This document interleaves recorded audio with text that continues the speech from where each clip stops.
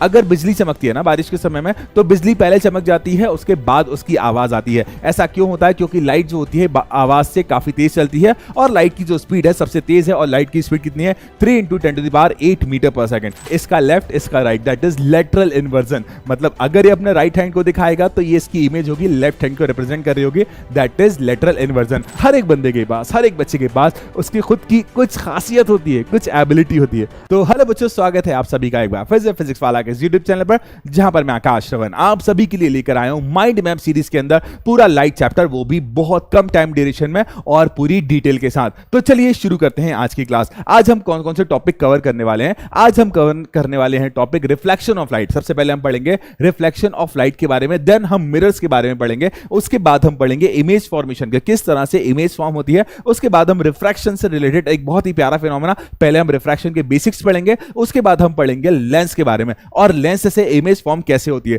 तो चलिए शुरू करते हैं आज के पहले टॉपिक के साथ। अब पहला टॉपिक क्या है बेटा? लाइट। अब जैसा कि हम जानते हैं light is a type of electromagnetic radiation. Light एक तरह का इलेक्ट्रोमैग्नेटिक रेडिएशन है that allow the human eye to see और मेक ऑब्जेक्ट विजिबल, जिसकी वजह से हम देख पाते हैं और आसपास के ऑब्जेक्ट जो विजिबल हो पाते हैं वो किसकी वजह से हो पाते हैं बेटा? लाइट की वजह से।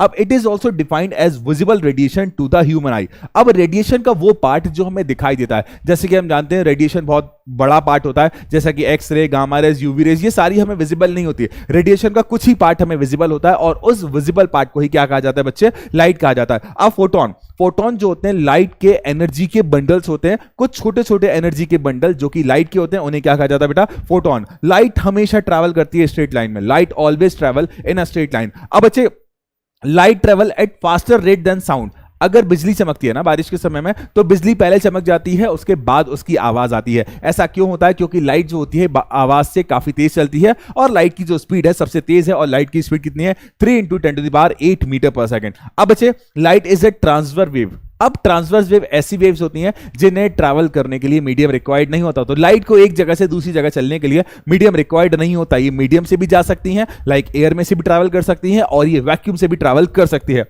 अब उसके बाद, light does not required a physical medium to travel. अगर आप मीडियम दे दोगे तो बहुत अच्छी बात है, नहीं दोगे तो और भी अच्छी बात है, ये और तेजी से चलेगी। उसके बाद, that is it can also move through vacuum. अगर हम यूनिवर्स में किसी और जगह पर रहते तो भी हमें सन से आने वाली लाइट की एनर्जी का एहसास होता, क्योंकि लाइट जो है वो वैक्यूम में भी ट्रैवल कर सकती है। और as you know that the absence of air is vacuum. तो लाइट वैक्यूम में भी ट्रैवल कर सकती है और एयर में भी ट्रैवल कर सकती है। और लाइट की जो स्पीड होती है 3 × 10⁸ मीटर पर सेकंड, ये मैक्सिमम होती है वैक्यूम और एयर में। अब अच्छे आगे बढ़ते हैं हम रिफ्लेक्शन ऑफ लाइट के बारे में। अब लाइट जब भी किसी शाइनी सरफेस पर इंसिडेंट होगी, किसकी बात कर रहा हूं बेटा मैं? लाइट जब भी किसी शाइनी सरफेस पर इंसिडेंट होगी तो लाइट उस सरफेस से टकराकर वापस आ जाएगी। इस फिनोमेना को क्या कहा जाता है? Reflection of light. In short, the bouncing back of light when it strike on a shiny surface is called reflection of light. जब भी लाइट किसी शाइनी सरफेस पर इंसिडेंट होगी तो वो रिफ्लेक्ट होकर वापस आ जाएगी। इस फिनोमेना को कहा जाता है रिफ्लेक्शन ऑफ लाइट। अब जो लाइट सरफेस की तरफ आ रही है, मतलब जो लाइट आ रही है, उस लाइट रे को कहा जाता है इंसिडेंट रे, और जो लाइट रे रिफ्लेक्ट बैक हो रही है उसे कहा जाता है रिफ्लेक्टेड रे। जिस पॉइंट पर इंसिडेंट रे और रिफ्लेक्टेड रे मिलती हैं, लाइक ये रहा वो पॉइंट, इसे कहा जाता है point of incidence. Incident ray और नॉर्मल एक ऐसा परपेंडिकुलर होता है जो कि सरफेस के रिस्पेक्ट में बनाया जाता है, जो कि हमारे मेजरमेंट में हमारी मदद करता है। तो बेटा, इंसिडेंट रे और नॉर्मल के बीच जो एंगल बनता है उसे कहा जाता है एंगल ऑफ इंसिडेंस, जैसा कि यहां मेंशन हो रहा है। और रिफ्लेक्टेड रे और नॉर्मल के बीच जो एंगल बनता है उसे कहा जाता है एंगल ऑफ रिफ्लेक्शन। चलिए आगे बढ़ते हैं। अब अच्छे, लॉज ऑफ रिफ्लेक्शन। अगर आपको रिफ्लेक्शन के बारे में सीखना है, अगर आपको रिफ्लेक्शन के बारे में जानना है, तो लॉज ऑफ रिफ्लेक्शन आपको आना बहुत जरूरी है। अब लॉज ऑफ रिफ्लेक्शन बेसिकली दो टाइप के हैं। कौन कौन से लॉ? एक पहले डायग्राम को समझते हैं बेटा, कि एक लाइट रे आ रही है जो सरफेस की तरफ आ रही है, उस लाइट रे को कहा जाता है इंसिडेंट रे। अब जो लाइट रे रिफ्लेक्शन के बाद टकराकर वापस जा रही है उस लाइट रे को कहा जाता है रिफ्लेक्टेड रे। जिस पॉइंट पर दोनों लाइट रे मिल रही हैं उसे कहा जाता है पोई, POI, that is point of incidence. Point of incidence पर हमने परपेंडिकुलर ड्रॉ करा, ये परपेंडिकुलर कहलाता है। नॉर्मल, जो कि हमारे मेजरमेंट में हमारी मदद करेगा। इंसिडेंट रे और नॉर्मल के बीच जो एंगल बना है that is angle I। Reflected ray और नॉर्मल के बीच जो एंगल बना है एंगल R। अब रिफ्लेक्शन के लॉ क्या कहते हैं? रिफ्लेक्शन का पहला लॉ कहता है कि angle of incidence is always equal to angle of reflection. मतलब अगर कोई लाइट रे जितना एंगल ऑफ इंसिडेंस बनाएगी उतना ही उसका एंगल ऑफ रिफ्लेक्शन होगा। अगर कोई लाइट रे 30 डिग्री के एंगल पर इंसिडेंट होती है विद रिस्पेक्ट टू नॉर्मल, तो इस कंडीशन डायरेक्शन में वो 30 डिग्री पर ही रिफ्लेक्ट बैक हो जाएगी विद रिस्पेक्ट टू नॉर्मल। तो angle of incidence is always equal to angle of reflection. अब दूसरा पॉइंट क्या कहता है, incident ray, reflected ray and normal at the point of incidence all lie in the same plane. मतलब incident ray, reflected ray and normal ये तीनों लाई करेंगे same plane पर, और ये तीनों एक ही पॉइंट पर मिलते हैं जिस पॉइंट को पॉइंट ऑफ इंसिडेंस कहा जाता है। चलिए आगे बढ़ते हैं। अब रिफ्लेक्शन के दो टाइप्स होते हैं, पहला होता है रेगुलर रिफ्लेक्शन और दूसरा होता है इर्रेगुलर रिफ्लेक्शन। इर्रेगुलर रिफ्लेक्शन को डिफ्यूज रिफ्लेक्शन भी कहा जाता है। जब भी लाइट की पैरेलल बीम, मतलब जब बहुत सारी लाइट की रे पैरेलल होती है और वो किसी शाइनी सरफेस पर इंसिडेंट होती है, तो सारी की सारी लाइट रे रिफ्लेक्ट हो जाती है इन अ सिंगल डायरेक्शन। सारी की सारी लाइट रे एक डायरेक्शन में रिफ्लेक्ट हो जाती है। शर्त यह है कि सरफेस कैसा होना चाहिए, स्मूथ होना चाहिए। और अगर यही लाइट की पैरेलल बीम्स, मतलब लाइट की बहुत सारी लाइट रे जब किसी जिगजैग सरफेस पर इंसिडेंट होंगी, तो वो अलग अलग डायरेक्शन में डेविएट हो जाएंगी, अलग अलग डायरेक्शन में मुड़ जाएंगी, अलग अलग डायरेक्शन में रिफ्लेक्ट हो जाएंगी। इसे कहेंगे हम डिफ्यूज या फिर इर्रेगुलर रिफ्लेक्शन। तो रिफ्लेक्शन दो टाइप की होते हैं बेटा। पहला होता है रेगुलर रिफ्लेक्शन। रेगुलर रिफ्लेक्शन की खासियत यह है कि अगर इंसिडेंट रे पैरेलल है तो रिफ्लेक्टेड रे भी पैरेलल होंगी, लेकिन इर्रेगुलर रिफ्लेक्शन की खासियत यह है कि अगर इंसिडेंट रे पैरेलल है तो रिफ्लेक्टेड रे तो पैरेलल होंगी ही नहीं। तो बेटा ये है हमारा रेगुलर रिफ्लेक्शन और ये रहा हमारा इर्रेगुलर रिफ्लेक्शन। चलिए आगे बढ़ते हैं। अब बेटा इमेज, अगर आप मिरर के सामने खड़े होते हैं ना, तो आपके जैसा एक फोटोकॉपी, आपके बिल्कुल सेम एक बंदा पीछे खड़ा होता है, मिरर के पीछे खड़ा होता है, वो होती है आपकी इमेज। आप हो ऑब्जेक्ट और आपकी इमेज वहां बनती है। एग्जांपल के लिए अगर मैं इस रिमोट को मिरर के सामने रखूंगा तो ये होगा ऑब्जेक्ट, और इसके जैसा रिमोट मुझे मिरर के पीछे मिलेगा, दैट इज इट्स इमेज। तो मिरर के सामने ऑब्जेक्ट रखा हुआ है और मिरर के पीछे इमेज, जो हम नॉर्मली यूज करते हैं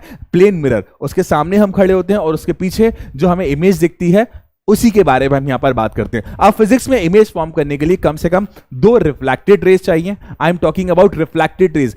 कम से कम दो रिफ्लेक्टेड रेज चाहिए या फिर दो रिफ्रैक्टेड रेज चाहिए, ठीक है। तो बच्चे इमेज फॉर्म करने के लिए मिनिमम दो रेज रिक्वायर्ड होती हैं। दो से ज्यादा हो तो बहुत अच्छी बात है, लेकिन मिनिमम हमें कितनी चाहिए बच्चा? दो। अब लाइट रे आफ्टर रिफ्लेक्शन या आफ्टर रिफ्रैक्शन जिस पॉइंट पर मिलती है उस पॉइंट पर ऑब्जेक्ट की इमेज बनती है। जैसा कि आप देख पा रहे हो यहां पर एक बच्चा खड़ा हुआ है, इस बच्चे की ये इमेज बन रही है मिरर के पीछे, ठीक है।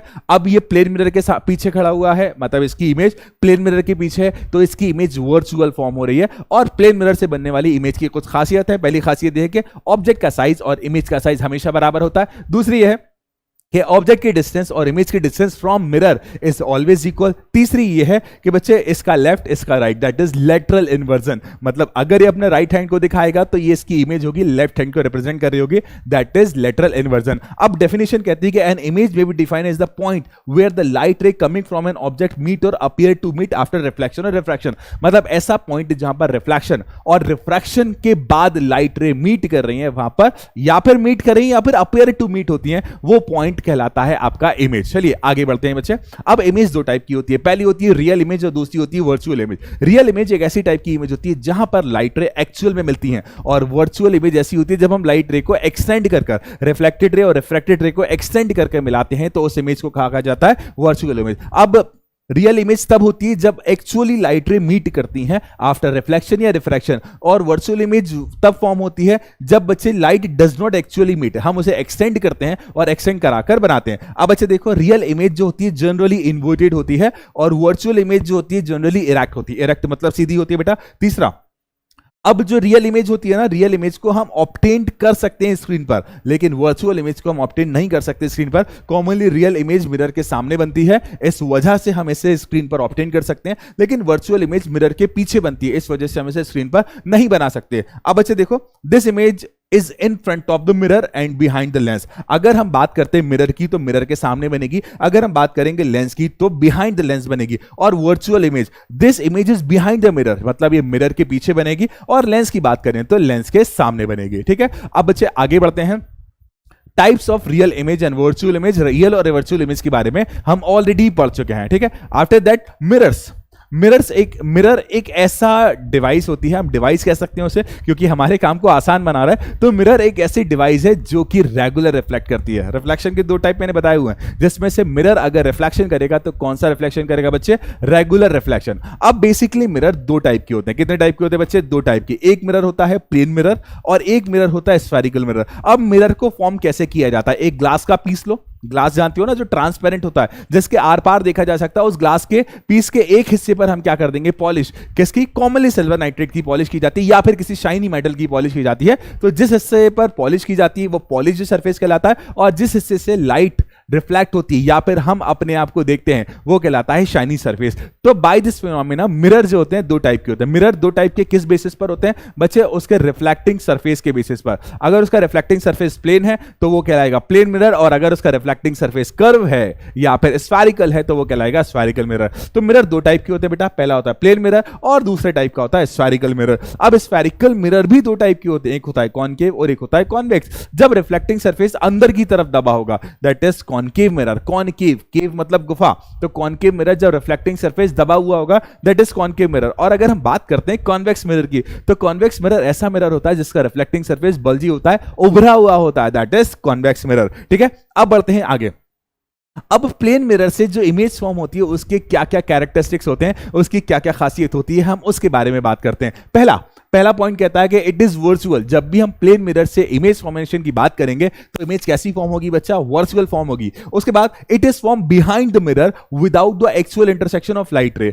मतलब इसमें जो वर्चुअल इमेज फॉर्म हो रही है ना, उसमें लाइट रे एक्चुअल इंटरसेक्ट नहीं करेगी, हम उन्हें एक्सटेंड करेंगे तब जाकर इमेज बनेगी। एग्जाम्पल के लिए ये ऑब्जेक्ट है, लाइट रे जा रही है और रिफ्लेक्ट होकर यहां आ रही है, लाइट रे जा रही है रिफ्लेक्ट होकर यहां आ रही है, पर हम इसे बैकवर्ड एक्सटेंड कर रहे हैं। बैकवर्ड एक्सटेंड करने के बाद इमेज बिहाइंड द मिरर बन रही है, तो यहां पर लाइट का रिफ्लेक्टेड रे और रिफ्रैक्टेड रे का एक्चुअल इंटरसेक्शन नहीं हो रहा है, उन्हें एक्सटेंड करके इंटरसेक्ट कराया जा रहा है। अब दूसरा, इट इज इरेक्ट। मतलब जब प्लेन मिरर से इमेज बनती है तो हमेशा कैसी बनती है? इरेक्ट बनती है। आप अगर मिरर के सामने खड़े होते हो तो आपके जैसा बंदा मिरर के पीछे खड़ा होता है वो हमेशा इरेक्ट होता है, मतलब सीधा होता है, विच मीन्स अप स्ट्रेट, मतलब कैसा? सीधा। अब the image is laterally inverted. Laterally inverted मतलब आपका राइट उसका लेफ्ट, उसका लेफ्ट हमारा राइट, मतलब it is reverse from left to right. हमारा लेफ्ट उसका राइट, उसका राइट हमारा लेफ्ट, चेंज होता जाता है। अच्छा, उसके बाद एक बहुत अच्छी खासियत है, the size of the image is same as the size of object. मतलब जो हाइट ऑफ ऑब्जेक्ट होगी वो हाइट ऑफ इमेज के बराबर होगी, मतलब ऑब्जेक्ट की जो हाइट होगी वो इमेज की हाइट के बराबर होगी। अब अच्छा, the distance of the object from the plane mirror is the same as the distance of the image from the plane mirror.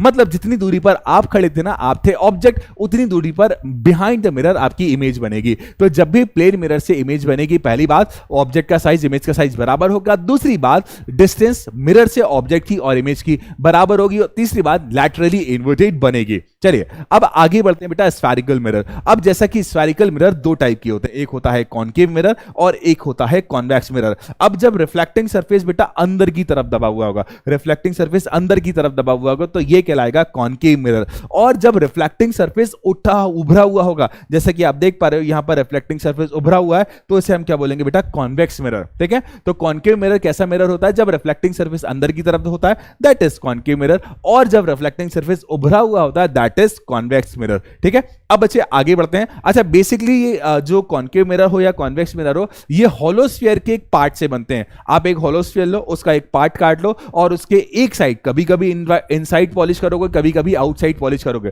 जब आउटसाइड पॉलिश करोगे तो कॉनकेव, और जब इनसाइड पॉलिश करोगे तो कॉन्वेक्स मिरर फॉर्म होता है।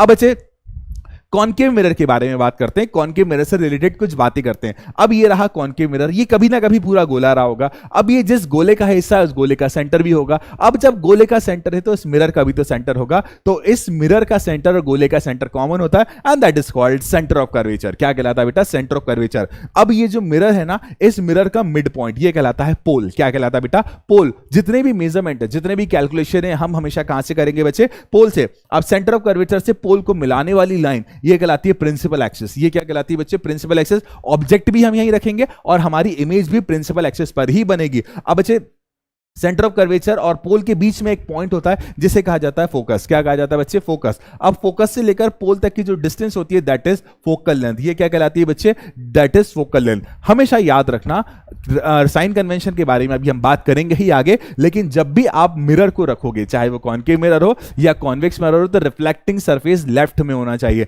जैसा कि आप देखो, लाइट इस तरफ से आएगी तो लाइट किस तरफ आएगी? रिफ्लेक्टिंग सरफेस की तरफ। तो रिफ्लेक्टिंग सरफेस कहां होना चाहिए बच्चे? लेफ्ट की तरफ होना चाहिए। ये है कॉनकेव मिरर से रिलेटेड कुछ डेफिनेशंस। अब आगे बढ़ते हैं कॉन्वेक्स मिरर। अब कॉन्वेक्स मिरर का रिफ्लेक्टिंग सरफेस मैंने यहां पर रखा हुआ। अब as we already know that convex mirror है तो स्फेरिकल सरफेस से बना होगा, तो कभी ना कभी ये पूरा गोला रहा होगा। जब ये पूरा गोला रहा होगा तो सेंटर भी होगा, तो जब गोले का सेंटर जो है वही इस मिरर का सेंटर हो जाएगा। तो ये रहा इसका centre of curvature which is represented by C. अब बेटा देखो पोल जो कि इसका मिड पॉइंट होता है, पोल से लेकर सेंटर ऑफ कर्वेचर को मिलाने वाली जो लाइन होती है इस लाइन को बोलते हैं एक्सेस। क्या बोला जाता है बच्चे? एक्सेस, प्रिंसिपल एक्सेस बोला जाता है। अब बेटा पोल से लेकर सेंटर तक की जो डिस्टेंस होती है दैट इज कॉल्ड रेडियस, और बेटा पोल और सेंटर के बीच में एक पॉइंट होता है that point is called focus. अब फोकस से लेकर पोल तक की जो डिस्टेंस है that distance is called focal length. Reflecting surface हमेशा लेफ्ट रखना है, याद रखना। देखो यहां पर हमने रिफ्लेक्टिंग सर्फेस को लेफ्ट में रखा हुआ है और लाइट हमेशा कहां से आएगी बच्चे? लेफ्ट से आएगी। चलिए अब हम इमेज फॉर्मेशन के रूल्स पढ़ते हैं। अगर आप इसके डायग्राम्स बनाना चाहते हो, अगर आप इसके डायग्राम्स पे महारत हासिल करना चाहते हो, अगर आप इसके डायग्राम को बहुत स्मूथली, क्योंकि मैंने काफी टाइम से देखा हुआ है कि काफी बच्चे इनके डायग्राम बनाने में बहुत ज्यादा दिक्कत देते हैं, उन्हें बहुत ज्यादा प्रॉब्लम होती है। तो अगर आपको डायग्राम बनाना है इनसे रिलेटेड तो इन रूल्स को अच्छी तरह से पढ़ लेना, जिसमें से एक बार हम कॉनकेव का और एक बार हम कॉन्वेक्स का रूल पढ़ेंगे। क्योंकि कॉनकेव मिरर लाइट रे को कन्वर्ज कर देता है, इसलिए इसे कन्वर्जिंग मिरर भी कहा जाता है, और कॉन्वेक्स मिरर लाइट रे को दूर कर देता है, इसलिए इसे डाइवर्जिंग मिरर भी कहा जाता है। याद रखना ये बात, कई बार एग्जाम में पूछी गई है। अब पहला रूल क्या कहता है कि अगर कोई लाइट रे प्रिंसिपल एक्सिस के पैरेलल इंसिडेंट होती है तो रिफ्लेक्शन के बाद वो फोकस से जाएगी। अब ये इनवर्ड बैंड हो रही है क्योंकि ये कन्वर्जिंग मिरर है। अब अगर यही फिनोमिना कॉन्वेक्स मिरर के लिए होगा तो अगर कोई लाइट रे पैरेलल जाती है तो पैरेलल लाइट रे फोकस के रिस्पेक्ट में डाइवर्ट हो जाती है। फोकस के रिस्पेक्ट में कैसी हो जाती है बच्चे? डाइवर्ट हो जाती है। तो दोनों में सेम प्रिंसिपल एप्लीकेबल हो रहा है, parallel light ray with respect to focus, parallel light ray with respect to focus. अब दूसरे की तरफ बढ़ते हैं बेटा। अगर कोई लाइट रे फोकस से आती है, अगर कोई लाइट रे फोकस से आती हो तो after refraction it will become parallel to principal axis. Concave mirror की कंडीशन में यही था। अब दूसरा, अगर कोई light ray with respect to focus आती है तो after refraction it will become parallel to principal axis. अब हम बढ़ते हैं हमारे तीसरे लॉ की तरफ। तीसरा लॉ कहता है कि अगर कोई लाइट रे सेंटर से जाती है, सिंस हम जानते हैं सेंटर से जाती है और इस सरफेस तक मिलती है, तो इट इज एक्टिंग लाइक, मतलब सेंटर से लेकर यहां तक की जो डिस्टेंस है it is acting like radius, और रेडियस सरफेस पर 90 डिग्री का एंगल बनाती है, और रेडियस सरफेस पर 90 डिग्री का एंगल बना रही है तो वो हमारे नॉर्मल के रिस्पेक्ट में 0 डिग्री पर इंसिडेंट हो रही है। तो जब 0 डिग्री पर इंसिडेंट हो रही है तो 0 डिग्री पर रिफ्लेक्ट भी होगी, क्योंकि लॉ ऑफ रिफ्लेक्शन कहता है जितना एंगल ऑफ इंसिडेंस उतना ही एंगल ऑफ रिफ्लेक्शन। तो 0 डिग्री पर इंसिडेंट हुई है तो 0 डिग्री पर रिफ्लेक्ट बैक भी हो जाएगी। तो कॉनकेव मिरर या कॉन्वेक्स मिरर हो, अगर कोई लाइट रे सेंटर से जाती है तो it will reflect back in same direction. अगर हम बात करें कॉन्वेक्स की तो कोई भी लाइट रे सेंटर के रिस्पेक्ट में इंसिडेंट होती है तो वो वापस उसी डायरेक्शन में आ जाती है जिस डायरेक्शन से वो गई है। अब हम चौथे रूल की तरफ बढ़ते हैं। अगर कोई लाइट रे पोल पर इंसिडेंट होती है बाय मेकिंग सम एंगल तो वो लाइट रे सेम एंगल पर रिफ्लेक्ट हो जाती है, और यहां पर ये प्रिंसिपल एक्सिस नॉर्मल की तरह एक्ट कर रहा है। तो अगर एंगल आई है तो ये एंगल भी हम आई कंसीडर कर सकते हैं, as we know that law of reflection कहता है कि angle I is equal to angle R. अब हम बात करें किसकी बेटा? कॉन्वेक्स मिरर की। तो लाइट रे गई और रिफ्लेक्ट होकर आ गई विद रिस्पेक्ट टू पोल, ठीक है। अब पोल जो है उस पोल पर लाइट रे इस नॉर्मल के साथ जितना एंगल पर गई उतने ही एंगल पर वापस आ गई। आपको किसी भी तरह के रे डायग्राम बनाना हो तो इन 4 रूल को अच्छी तरह से पढ़ लेना, आप हर तरह के रे डायग्राम को बना दोगे। अब बेटा देखते हैं कि कहां हम ऑब्जेक्ट को रखते हैं और कहां उसकी इमेज बनती है। टोटल 6 कंडीशन है, हम एक एक करके सबके बारे में बात करते हैं। पहली condition, when the object is placed in infinity. अगर कोई ऑब्जेक्ट इंफिनिटी पर रखा है और ऑब्जेक्ट का नाम है ए बी, तो पहली लाइट रे पैरेलल आई और पैरेलल लाइट रे फोकस से जाती है, as we already know it, rule number 1। और अगेन दूसरी लाइट रे पैरेलल आई और दूसरी लाइट रे कहां से जाती है? फोकस से। किसी भी ऑब्जेक्ट से इनफाइनाइट लाइट रे आ सकती हैं, याद रखेंगे। ये दोनों लाइट रे इंटरसेक्ट कर रही हैं फोकस पर। मैंने इमेज के बारे में जब बोला था तो मैंने कहा था कम से कम 2 लाइट रे चाहिए, तो ये दोनों लाइट रे कहां पर इंटरसेक्ट कर रही है? फोकस पर। तो इसकी इमेज कहां बनेगी बेटा? फोकस में बनेगी। और यहां पर जो इमेज फॉर्म हो रही है दैट इज रियल, क्योंकि लाइट रे एक्चुअली इंटरसेक्ट कर रही हैं रिफ्लेक्शन के बाद। अब हम दूसरी कंडीशन की तरफ बढ़ते हैं। सेकंड कंडीशन कहती है when the object is placed beyond C. अगर किसी ऑब्जेक्ट को हम सी से पीछे रखते हैं तो पहली लाइट रे कैसी आ रही है बेटा? पैरेलल, और पैरेलल लाइट रे कहां से जाती है? फोकस से। और दूसरी लाइट रे सेंटर ऑफ कर्वेचर से जाती है और जो रिफ्लेक्ट बैक हो जाती है। ये 2 लाइट रे काफी हैं, और जिस पॉइंट पर ये एक दूसरे को इंटरसेक्ट करी वहां पर क्या फॉर्म हो रही है? ए बी की image, that is A dash B dash. इसका मतलब अगर किसी ऑब्जेक्ट को सी से पीछे रखा है तो इमेज फॉर्म होगी बिटवीन सी एंड एफ, सी और एफ के बीच में इमेज फॉर्म होती है। अब थर्ड की तरफ बढ़ते हैं, when the object is placed at C, मतलब ऑब्जेक्ट को हमने सेंटर ऑफ कर्वेचर पर रखा हुआ है। अगर किसी ऑब्जेक्ट को सेंटर ऑफ कर्वेचर पर रखा हुआ है तो उसकी इमेज भी कहां फॉर्म होगी बेटा, सेंटर ऑफ कर्वेचर पर। तो ऑब्जेक्ट ए बी है तो उसकी इमेज कहां फॉर्म हो रही है, सेंटर ऑफ कर्वेचर पर। इकलौती ऐसी कंडीशन है, मतलब जब स्फेरिकल मिरर की बात करते हैं तो इकलौती एक ऐसी कंडीशन है जब ऑब्जेक्ट का साइज और इमेज का साइज बराबर होता है। दूसरा, ऑब्जेक्ट की डिस्टेंस पोल से और इमेज की डिस्टेंस पोल से बराबर होती है। तो अगर कोई ऑब्जेक्ट को सेंटर पर रखा जाता है तो पहली रे पैरेलल और पैरेलल रे फोकस से जाएगी, और दूसरी रे फोकस से जाएगी तो after reflection it will become parallel to the principal axis. जिस पॉइंट पर ये मिलेगी ऑटोमेटिकली, ये सेंटर पर रखी हुई तो ऑटोमेटिकली सेंटर के नीचे इंटरसेक्ट करेंगी तो इसकी इमेज बन जाएगी। इस कंडीशन में इमेज का साइज और ऑब्जेक्ट का साइज बराबर होता है और ऑब्जेक्ट की डिस्टेंस और इमेज की डिस्टेंस इज ऑलवेज इक्वल। अब बढ़ते हैं हमारी अगली कंडीशन की तरफ। कंडीशन नंबर 4, जब हम ऑब्जेक्ट को सेंटर और फोकस, सेंटर ऑफ कर्वेचर और फोकस के बीच में रखते हैं तो ये रखा ऑब्जेक्ट, पहली रे पैरेलल, पैरेलल रे कहां से जाएगी, फोकस से, दूसरी रे फोकस से, after reflection it will become parallel to principal axis. तो इमेज कहां बनेगी, सी से बिहाइंड, बिहाइंड सी। इस कंडीशन में भी इमेज जो फॉर्म हो रही है वो इमेज फॉर्म हो रही है रियल। अब हम बढ़ते हैं हमारी फिफ्थ कंडीशन की तरफ, when the object is placed at focus. अगर किसी ऑब्जेक्ट को हमने फोकस पर रखा है तो पहली रे पैरेलल और पैरेलल रे कहां से आएगी बेटा, फोकस से। अब दूसरी रे सेंटर ऑफ कर्वेचर से जा रही है और सेम एंगल पर रिफ्लेक्ट बैक हो जाएगी। अब ये पैरेलल हो गई और पैरेलल रे इनफाइनाइट पर जाकर मिलती हैं, इसका मतलब इमेज बनेगी इनफाइनाइट पर। अच्छा, मैंने कहा कि पैरेलल रे इनफाइनाइट पर मिलती हैं, मतलब इनफाइनाइट पर मिलेंगी तो इमेज रियल बनेगी। अब बच्चे आगे बढ़ते हैं हमारी सिक्स कंडीशन की तरफ। सिक्स कंडीशन ये वर्चुअल इमेज फॉर्म करने के लिए कॉन्केव मिरर की एक लौती कंडीशन है जिसका हम प्रैक्टिकल लाइफ में कई जगह यूज करते हैं। अब हम बात करते हैं यहां पर कॉन्केव मिरर की, ठीक। तो बच्चे एक ऑब्जेक्ट को फोकस और पोल के बीच में रखा हुआ है, पहली रे पैरेलल जो कि फोकस से जाती है और दूसरी रे सेंटर ऑफ कर्वेचर से जाती है जो रिफ्लेक्ट बैक हो जाती है। इन्हें एक्सटेंड किया जाता है तो इसकी इमेज बिहाइंड द मिरर बनी है। इस कंडीशन में एक लौती ऐसी कंडीशन है जहां पर इमेज बन रही है वर्चुअल और इमेज का साइज ऑब्जेक्ट के रिस्पेक्ट में बड़ा है यहां पर, ठीक है। अब बेटा आगे बढ़ते हैं, ये सारी कंडीशंस दी हुई है। ऑब्जेक्ट को इन्फिनिटी पर रखोगे तो फोकस पर इमेज बनेगी, बियॉन्ड सी रखोगे तो बिटवीन एफ एंड सी बनेगी, सी पर रखोगे तो सी पर इमेज बनेगी, बिटवीन सी एंड एफ रखोगे तो बियॉन्ड सी बनेगी, फोकस पर रखोगे तो इन्फिनिटी पर बनेगी, बिटवीन एफ एंड पी रखोगे तो बिहाइंड द मिरर बनेगी। और यहां पर सब बताया हुआ है कि inverted real, inverted real, inverted real, inverted real, inverted real, लेकिन इकलौती कंडीशन है जब इरेक्ट एंड वर्चुअल बनेंगे, जब वो छठे नंबर की कंडीशन थी उसके बारे में। ये रही वो 6 नंबर की कंडीशन जब वर्चुअल और इरेक्ट बन रही है, ठीक है। अब बेटा आगे बढ़ते हैं।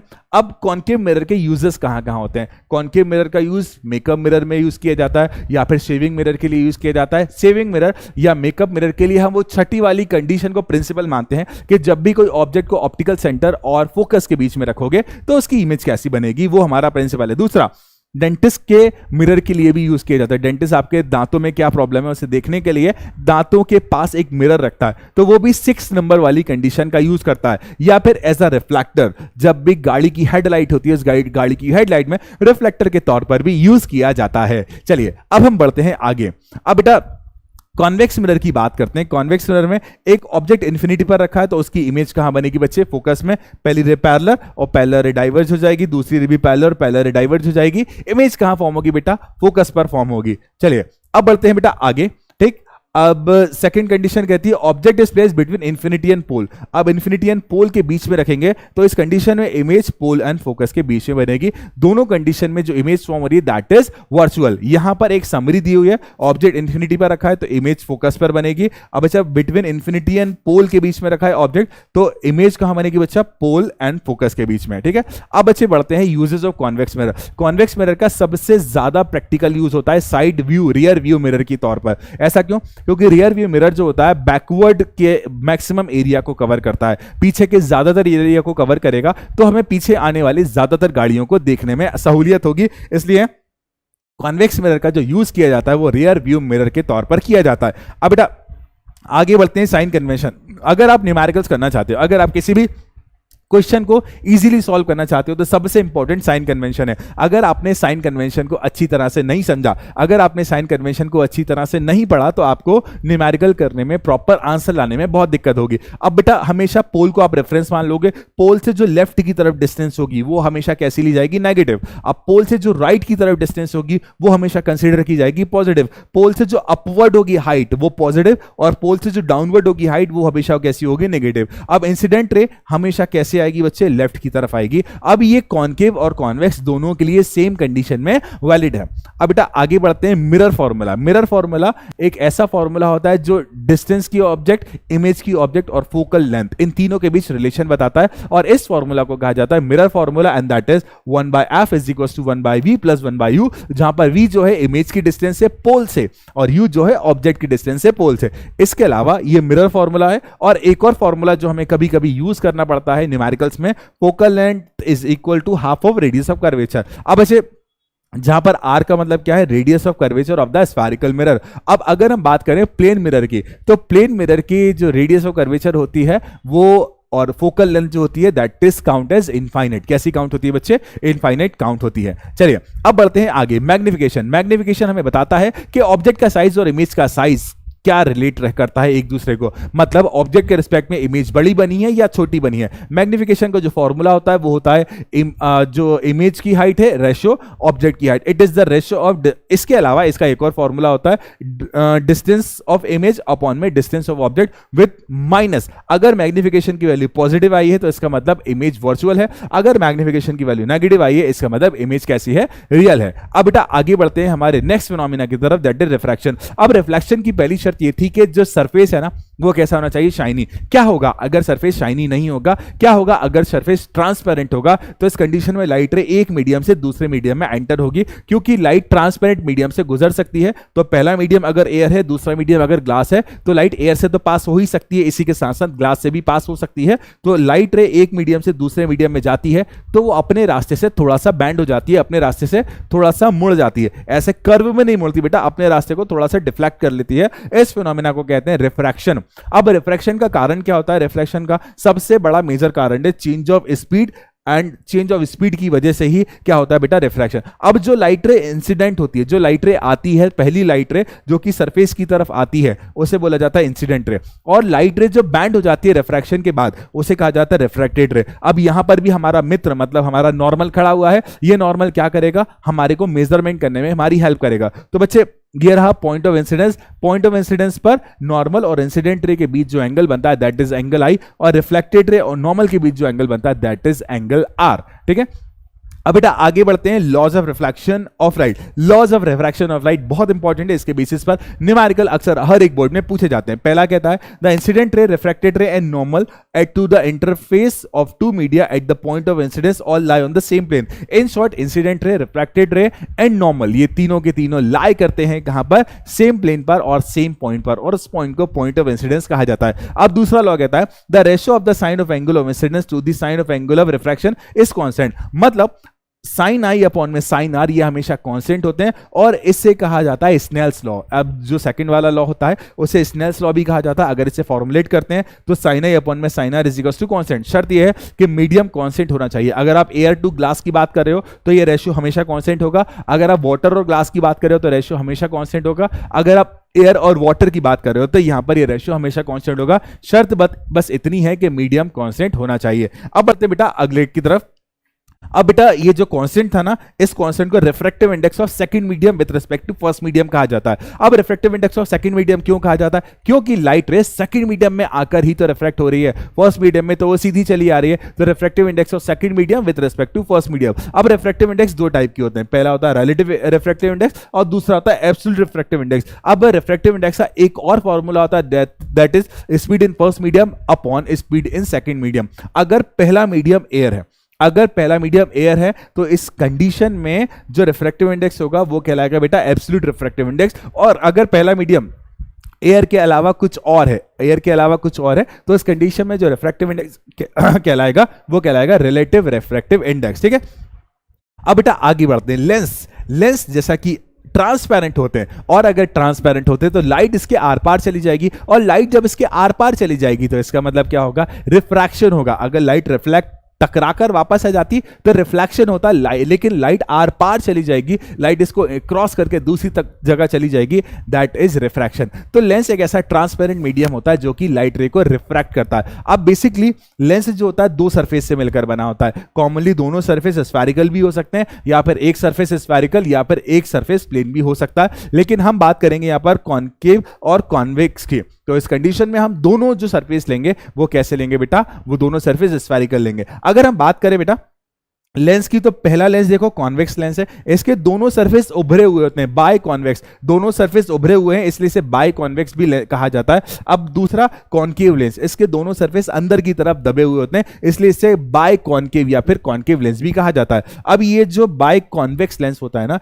ये कन्वर्ज करता है, लाइट रे को इकट्ठा करता है, और अगर हम बात करें बाय कॉन्केव की तो लाइट रे को डाइवर्ज करता है, लाइट रे को दूर ले जाता है, इसलिए इसे डाइवर्जिंग लेंस भी कहा जाता है। चलिए आगे बढ़ते हैं। अगर आपको इमेज फॉर्मेशन करना है, अगर आपको रूल्स सीखना है, अगर आपको इमेज बनाना है, तो इन डायग्राम्स को ध्यान से देखना। अब पहली लाइट रे प्रिंसिपल एक्सिस के पैरेलल आएगी तो वो दूसरी तरफ वाले फोकस से जाएगी। यहां पर अगर कोई पहली लाइट रे आएगी कैसे, प्रिंसिपल एक्सिस के पैरेलल, तो वो फोकस के रिस्पेक्ट में डाइवर्ट हो जाएगी। अब दूसरा रूल देखिए बेटा, अगर कोई लाइट रे फोकस से आती है तो after refraction it will become parallel to principal axis, और अगर कोई लाइट रे फोकस के रिस्पेक्ट में आती है तो after refraction it will become parallel to principal axis. Third, अगर कोई लाइट रे ऑप्टिकल सेंटर पर आती है तो वो अनडेविएट होकर सीधी निकल जाती है। अगर कोई लाइट रे ऑप्टिकल सेंटर पर आती है तो अनडेविएट होकर सीधी निकल जाती है। अब बेटा image formation by convex lens, अब कॉन्वेक्स लेंस से इमेज फॉर्मेशन के बारे में सीखते हैं। When the object is placed at infinity, अगर ऑब्जेक्ट को इंफिनिटी पर रखा है तो ऑब्जेक्ट से इनफाइनाइट लाइट रे आ सकती हैं,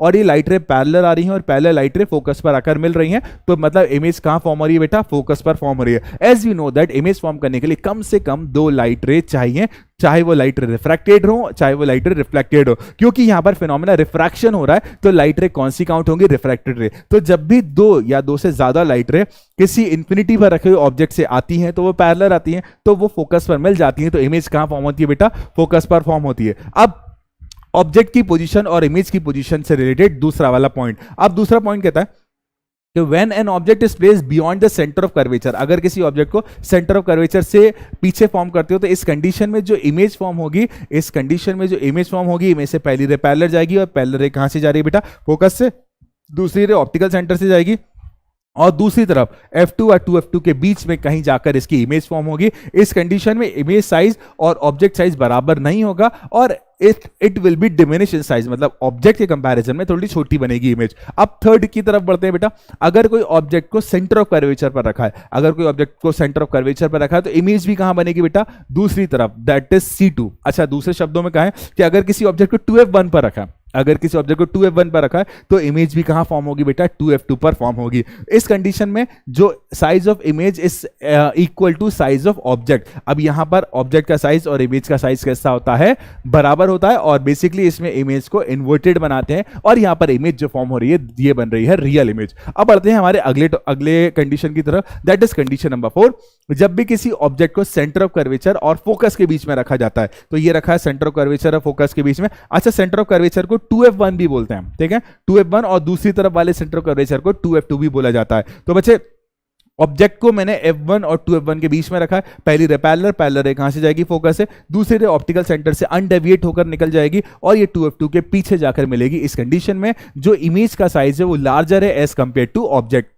अब बढ़ते हैं हमारे नेक्स्ट कंडीशन की तरफ, that is condition number 5। When an object is placed at focus, अगर हम किसी ऑब्जेक्ट को फोकस पर रखते हैं, पहली लाइट रे पैरेलल, और पैरेलल लाइट रे कहां से जाती है, फोकस से, और दूसरी लाइट रे ऑप्टिकल सेंटर से जाती है, और दोनों पैरेलल लाइट रे इंफिनिटी पर जाकर मिलेंगी, तो हमारी इमेज कहां फॉर्म होगी, इंफिनिटी पर फॉर्म होगी। इस कंडीशन में इमेज जो बनेगी वो काफी ज्यादा बड़ी बनेगी एज कंपेयर टू ऑब्जेक्ट। अब बढ़ते हैं हमारी 6th कंडीशन की तरफ में, और अगर किसी ऑब्जेक्ट को ऑप्टिकल सेंटर और फोकस के बीच में रखा जाता है, तो ऑब्जेक्ट ए भी है, इसे कहां रखा है, ऑप्टिकल सेंटर और फोकस के बीच में, तो पहली रे पैरेलल रे फोकस से जाएगी, और दूसरी लाइट रे ऑप्टिकल सेंटर से जाएगी। इन दोनों को हम एक्सटेंड करेंगे बैकवर्ड, तो हमारी इमेज फॉर्म होगी A', B'। इकलौती कंडीशन है जब ऑब्जेक्ट के रिस्पेक्ट में इमेज कैसी बन रही है, दैट इज वर्चुअल। ऑब्जेक्ट के रिस्पेक्ट में इमेज कैसी बन रही है बेटा, दैट इज वर्चुअल, और ऑब्जेक्ट से काफी बड़े साइज में इमेज बन रही है, और ऑब्जेक्ट की साइड में ही बन रही है, ठीक है। अब बच्चे बढ़ते हैं image formation by convex lens. अब when an object is placed at infinity, अगर कोई ऑब्जेक्ट इंफिनिटी पर रखा है तो उसकी इमेज कहां बनेगी बेटा, फोकस से। पहली लाइट रे पैरेलल, और ये पैरेलल लाइट रे डाइवर्ट हो जाएगी, दूसरी लाइट रे भी पैरेलल, और ये भी डाइवर्ट हो जाएगी, और इससे हम एक्सटेंड कर कहां पर मिलाएंगे, फोकस पर मिलाएंगे। तो इस कंडीशन में जो इमेज बनेगी दैट इज वर्चुअल। अब हम बात करते हैं सेकंड कंडीशन की फॉर द कॉन्केव मिरर। अगर कोई ऑब्जेक्ट कहां पर रखा बेटा, when the N object is placed eight finite distance from the lens. अब एक फाइनाइट डिस्टेंस पर रखा हुआ है तो पहली रे पैरेलल और पैरेलल रे डाइवर्ट हो जाएगी विद रेफरेंस टू फोकस, और दूसरी रे ऑप्टिकल सेंटर से अनडेविएट सीधी चली जाएगी। तो बेटा ये लाइट रे और ये लाइट रे जिस पॉइंट पर मिल रही है वहां पर इमेज बनेगी between focus and optical centre.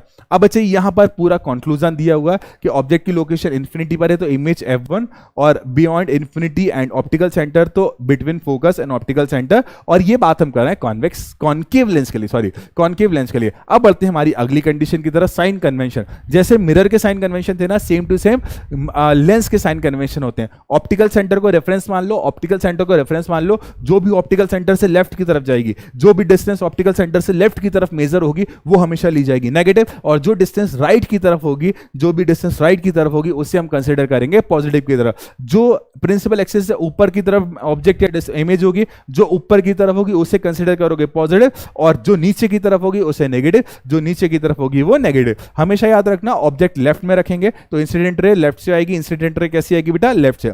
Commonly जब हम न्यूमेरिकल करेंगे तो कॉन्वेक्स लेंस की फोकल लेंथ कैसी पुट करोगे, पॉजिटिव पुट करोगे, और इसकी फोकल लेंथ कैसी पुट करोगे, नेगेटिव पुट करोगे। ऐसा क्यों? क्योंकि इसमें लाइट रे मैक्सिमम टाइम राइट वाले फोकस से होती हुई जाती है, और इसमें जितनी भी इमेज बनती है वो लेफ्ट वाले फोकस के रेफरेंस में बनती है। ठीक है, अब बेटा आगे बढ़ते हैं।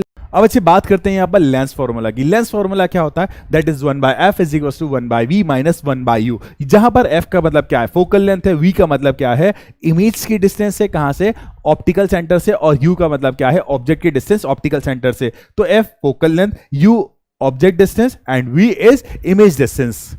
लीनियर मैग्निफिकेशन कहता है m is equal to height of image upon में हाइट ऑफ ऑब्जेक्ट। अब अच्छे m is equal to h dash upon में h, m is equal to h dash upon में h, m is equal to distance of an image ratio distance of an object, m is equal to v by u, v is the distance of image and u is the distance of object. अब basically जो linear magnification होता है, linear magnification बताता है कि image का size क्या है विद रिस्पेक्ट टू ऑब्जेक्ट। ऐसे रिप्रेजेंट किया जाता है m से, चाहे मिरर हो चाहे लेंस, दोनों कंडीशन में linear magnification is a dimensionless quantity, इसकी कोई भी यूनिट नहीं होती है। अब बेटा आगे बढ़ते हैं। अब पावर ऑफ लेंस, लेंस का काम होता है बच्चे किसी भी लाइट रे को बैंड करना। अगर लेंस ज्यादा लाइट रे को बैंड, मतलब एक लाइट रे को ज्यादा बैंड करेगा तो उस कंडीशन में उसकी पावर क्या होती जाएगी, ज्यादा होती जाएगी। बेसिकली लेंस का काम क्या होता है, कन्वर्ट करना लाइट रे को या फिर डाइवर्स करना लाइट रे को। अब बच्चे बेसिकली लेंस की पावर का एक फॉर्मूला होता है, then that is the reciprocal of focal length, और इसकी जो यूनिट होती है दैट इज डायोप्टर। इसे डायोप्टर में मेजर किया जाता है। अब अच्छा देखो, पावर ऑफ लेंस का जो फॉर्मूला होता है, power is equal to 1/f, और 1/f मतलब 1 फोकल लेंथ, और इसकी जो यूनिट होती है वो डायोप्टर होती है जब हम फोकल लेंथ को किस में लेते हैं, मीटर में लेते हैं। तो इसकी एसआई यूनिट क्या होती है बेटा, डायोप्टर होती है। अगर हम बात करें कॉन्वेक्स लेंस की तो कॉन्वेक्स लेंस की पावर कैसी होती है, पॉजिटिव होती है। अगर हम बात करें कॉन्केव लेंस की तो कॉन्केव लेंस की पावर कैसी होती है, नेगेटिव होती है बेटा। अब एक बहुत प्यारा सा और अंतिम बिल्कुल लास्ट पॉइंट है कि everybody is a genius but if you judge a fish by its ability to climb a tree it will live its whole life believing that it is a stupid। हर एक बंदे के पास, हर एक बच्चे के पास उसकी खुद की कुछ खासियत होती है, कुछ एबिलिटी होती है। अगर सचिन तेंदुलकर से कहोगे कि आप आकर गाना गा दो तो वो थोड़ा गलत हो जाएगा। सचिन तेंदुलकर अपनी जगह एक्सपर्ट है और सोनू निगम अपनी जगह एक्सपर्ट है। तो हर एक की एक खुद की एबिलिटी होती है, उस एबिलिटी को पहचानो और उस एबिलिटी पर अच्छी तरह से ध्यान दो, जरूर सक्सेस मिलेगी। तो इसी के साथ आज के माइंड मैप सीजन को हम खत्म करते हैं। मिलते हैं अपन बहुत जल्दी नए चैप्टर के साथ, तब तक के लिए टाटा बाय बाय।